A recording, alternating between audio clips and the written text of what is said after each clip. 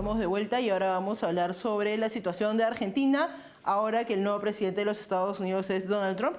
Y comentábamos en el bloque pasado que la reacción de Claudia Sheinbaum, presidente de México, no había sido muy efusiva, y la reacción del presidente argentino, Javier Milei, ha sido completamente lo contrario, tal vez una de las reacciones más felices y efusivas tras la victoria de Donald Trump. De hecho, ha sido el primer presidente en visitarlo. El día de ayer estuvo en la casa de Donald Trump en Mar-a-Lago, en Florida, y esto creo que habla de una especial relación entre ambos presidentes. Las bases republicanas, en todo caso, están empujando bastante a que tenga Donald Trump una política bastante similar a la de Javier Milei en cuanto a reducción del estado de control de la economía, así que hay que hablar bastante sobre esto. Argentina ha tratado de tender bastantes puentes con Estados Unidos en los últimos meses, no solo comercial, sino también diplomático. La canciller Diana Mondino fue sacada del gobierno precisamente por haber votado a favor de una resolución en el caso de Cuba y los Estados Unidos, que también creo que es algo que vale la pena hablar. Y para analizar cuál va a ser la nueva relación entre los Estados Unidos y Argentina, nos acompaña desde Corrientes el analista político Alberto Medina. Bienvenido, Alberto. ¿Qué tal? ¿Cómo están? Muchas gracias por la invitación, como siempre. Quería comenzar preguntándote por lo que ha pasado ayer. ¿Cómo tomas que Javier Milei haya sido el primer presidente en visitar a Donald Trump luego de su victoria como presidente de los Estados Unidos? Bueno, creo que es una señal que tiene mucho contenido político y me animaría a decir geopolítico, ¿no? Porque más allá de la afinidad personal y de la cercanía que implican algunas ideas compartidas, después si querés profundizamos que seguramente no son todas, lo simbológico es que la Argentina, a través del presidente Javier Milei, se convierte de alguna manera en una referencia territorial en el Cono Sur, porque claramente los otros líderes políticos que están en este momento gobernando, particularmente el caso de Brasil con Lula, no puede ser una referencia para un presidente como Trump, que va a intentar seguramente hacer un recorrido que ideológicamente está en las antípodas de muchos dirigentes políticos latinoamericanos. Entonces es una señal al continente, más allá de la afinidad personal, y es también una señal en términos de políticas públicas, ¿no? Bien decías, la base del Partido Republicano le exige a Trump meterse en esta cuestión de la reducción del gasto público, y hay una señal todavía mucho más potente, en la foto de ayer inclusive, que tiene que ver no solamente con la afinidad con Trump, sino también la afinidad con Elon Musk. Y eso, por supuesto, es un dato que no podemos ignorar, porque claramente eso significa que allí habrá mucho para recortar y mucho para achicar el Estado y para eficientizarlo. El portavoz del gobierno argentino, Adorni, ha dicho que en una conversación telefónica Donald Trump dijo que Javier Milei era su presidente favorito, así que afinidad personal seguramente hay, pero quería preguntarte por el tema ideológico. ¿Qué tan alineados crees que están ideológicamente el gobierno de Javier Milei y lo que será la administración de Donald Trump? Yo identifico por lo menos dos capítulos bien diferentes, ¿no? Uno que tiene que ver con la reducción del Estado, de los impuestos, de un Estado más eficiente, más austero, con un alineamiento más occidental, si se me permite el término, que sería una especie de paradoja que Estados Unidos se ponga más occidental, ¿no? Siendo el símbolo probablemente más importante, pero claro, la historia reciente muestra algunos tropiezos en esa dirección. Y por otro lado, te diría que las contradicciones o los temas en los que probablemente haya menos afinidad tengan que ver con la cuestión del proteccionismo económico, ¿no? Que habrá que ver si el gobierno de Donald Trump ese proteccionismo lo ejecuta efectivamente o lo hace de forma selectiva y no termina siendo en realidad un proteccionismo solamente con China o con algunos bloques que también ejercen proteccionismo con Estados Unidos, y por ahí va a ir el discurso, en cuyo caso las contradicciones no serán tantas, o si esto va a ser una cosa más general, tal cual se anunció un poco en campaña, ¿no? Pero todos sabemos que una cosa es lo que se dice en campaña y otra cosa es lo que ocurre finalmente en la acción política. Eso es un gran signo de interrogación. Tenemos el antecedente de Trump gobernando en el ciclo anterior. No tenemos la visión de cómo va a gobernar ahora con las cámaras de representantes y el Senado más cercanos a su visión, ¿no? Pero, ¿cuál crees que será, digamos, la transformación de las relaciones entre Argentina y Estados Unidos ahora que tenemos, digamos, hay un gobierno más libertario, en todo caso, en Argentina respecto a lo que había antes? Yo creo que básicamente se va a traducir en lo geopolítico y en la relación con los organismos multilaterales, que Argentina necesita ese respaldo Creo que también se va a traducir en lo geopolítico en cuanto a esta alianza entre Estados Unidos, Israel y Argentina, que ha sido explicitada por el presidente Milei y que me parece que va a tomar mucha más fuerza. Se empieza a ver en las votaciones en Naciones Unidas. Bien contabas lo que sucedió hace algunas semanas atrás con la ex canciller Mondino y lo que significó para Javier Milei decir, bueno, la línea que nosotros pretendemos seguir es esta. Eso me parece que va a estar mucho más claro. Después veremos si eso no se traduce inclusive en una visita de Trump a Argentina. Yo descuento que eso va a ocurrir en algún momento, no sé si del 2025, pero probablemente pronto, también para enviarle una señal al continente, ¿no? Habida cuenta que se aproximan elecciones importantes en América Latina y mostrar probablemente ese nivel de cercanía y afinidad va a ser como un mensaje político muy claro. ¿Cómo se va a traducir eso en términos de inversiones o en términos de apoyo económico, si lo hubiera? No lo sé. Eso va a depender de otros factores. Habrá que ver cómo inicia el periodo Trump de gobierno. Pareciera que su foco va a estar puesto en cuestiones más vinculadas a la geopolítica y no solamente a la economía, más vinculadas a los conflictos internacionales que hoy están en Medio Oriente, en Rusia y Ucrania, y otros que están muy latentes, como el caso de Venezuela en América Latina. Y creo que una vez que eso empiece a configurarse, tendremos seguramente una señal más concreta, más que estas percepciones que todavía son gestuales. Pero no es un tema menor que se hayan encontrado, no es un tema casual, ni mucho menos. No es que fue una visita absolutamente inofensiva, sino que creo que tenía una intencionalidad de enviar una señal a todo el continente.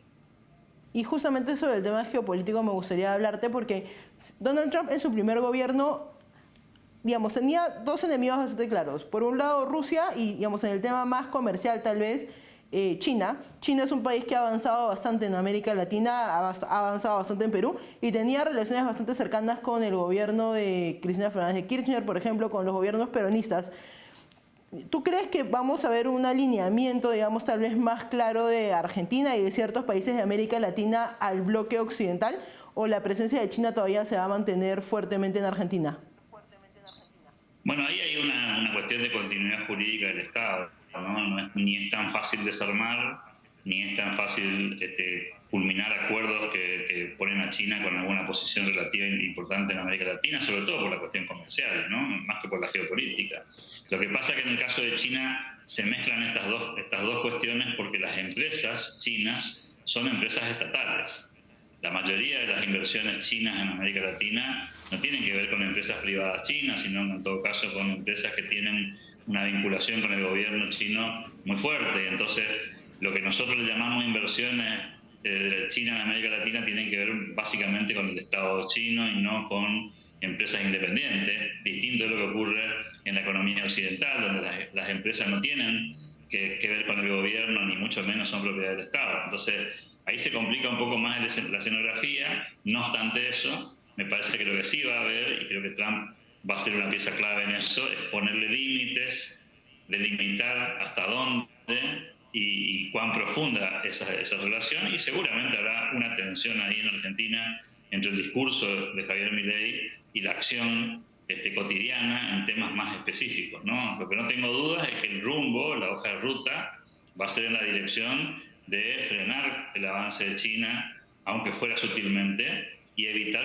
por lo menos que siga avanzando esa dinámica que durante muchos años, muchas décadas en América Latina fue una especie de denominador común, ¿no? Que China era la aliada de muchos dictadores del suelo, de muchos personajes políticos que simpatizaban con esa idea y además que confrontaban con Estados Unidos y con Occidente y la usaban a China como la mejor herramienta económica y política para confrontar, un poco emulando lo que fue la época de la Guerra Fría, ahora ya con esta versión más económica y menos militar, ¿no?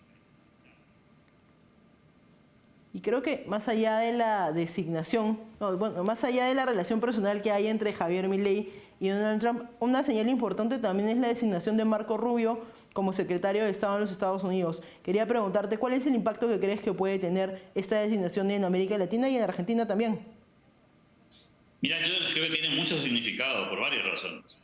La primera es porque Marco Rubio es un personaje que viene de la política desde hace algún tiempo, con una impronta propia, intentando marcar su estilo. Por supuesto que es un latino en el sentido americano de la palabra, digamos, y es eso por supuesto que genera alguna expectativa mayor, y además hay que decirlo con todas las letras, Marco Rubio es un personaje que puede aspirar en el futuro a ser un actor central en la política americana, habida cuenta de que Donald Trump no puede reelegirse. Entonces creo que ahí también tenemos un escenario muy interesante para visualizar su accionar, y hay mucha expectativa en que eso va a pasar. Marco Rubio ha expresado públicamente su afinidad con Javier Milei también en términos de sus prácticas políticas, y eso me parece que también va a ser una señal. Es más, creo que es más probable que Marco Rubio visite la Argentina en el corto plazo, enviando una señal en esta dirección, que el mismísimo Trump aparezca en territorio local. Lo que pasa es que en un mundo en el que la política está repleta de signos, de símbolos, tanto la designación de Marco Rubio como el alineamiento con Javier Milei también es una señal hacia adentro de Estados Unidos, no solamente hacia afuera. Porque ¿qué es lo que quería preguntarte, digamos, ya saliendo del panorama un poco tal vez internacional, pero no del todo, ¿cuál crees que es el impacto que ha tenido en la política interna en Argentina, no solo la victoria de Donald Trump, sino la cercanía de Javier Milei a él? ¿Tú crees que va a tener, digamos, alguna consecuencia importante?